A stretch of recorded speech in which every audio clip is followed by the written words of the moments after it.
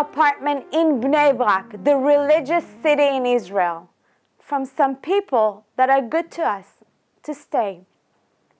I like the house. It looks good. Wooden floor. I get into the house. Dad leaves the house with my brother to the doctor, and I hear some noises. It's in my head for sure. I come home after school the day after, and I hear the noises again. I'm not sure if it's in my head or it's in this house. I don't know what the noise is. It's like there are snakes under the wooden floor. I hear them in my head. Am I dreaming? Are they there? Are they under the floor? I get up on a chair and I don't come down for hours until Dad comes home. I just cry and cry. I am so scared. Dad comes home with my brother. I cry and say, Dad, please, there are snakes under the wooden floor. Please help me. Please, let's go out of here. Let's go to Auntie. He looks at me and he says, Junam, Rosa, there is nothing under the floor. I don't think you're hearing well. I fall asleep. The day after, the same thing again. The same noise. It's in my head. I'm not sure if it's in my head or under the floor. I stand above the chair for hours crying until Dad comes. Dad, I beg you, let's go home. Let's go to Auntie. Let's go to Iran. Let's just leave this place. There are snakes under the floor. Dad looks at me and he sees that he can't get away this time. He opens one of the pieces of the floor, a wooden floor. He looks down and he says, you see, there is no snakes. It's only rats. Hi, RoziCT. Welcome to our podcast. Why City? Two reasons.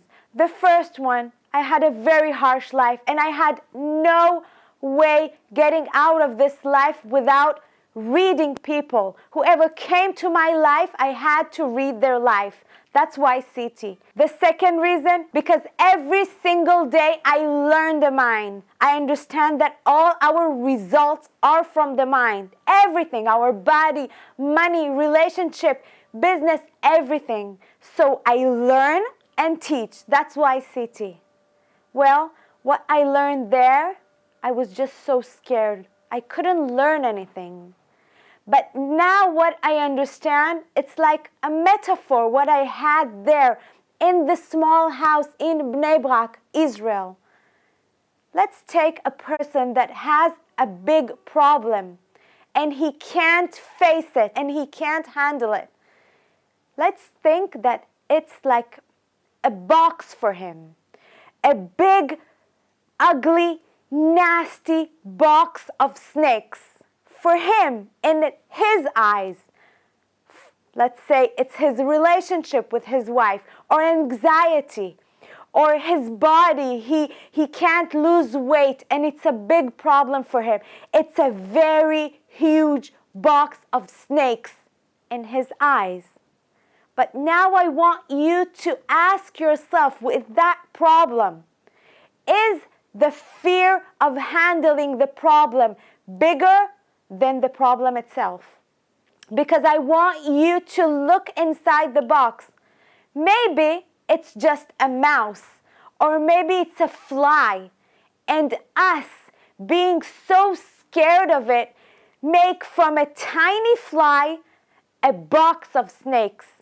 And the tip I want to give you, I want you to look into your life.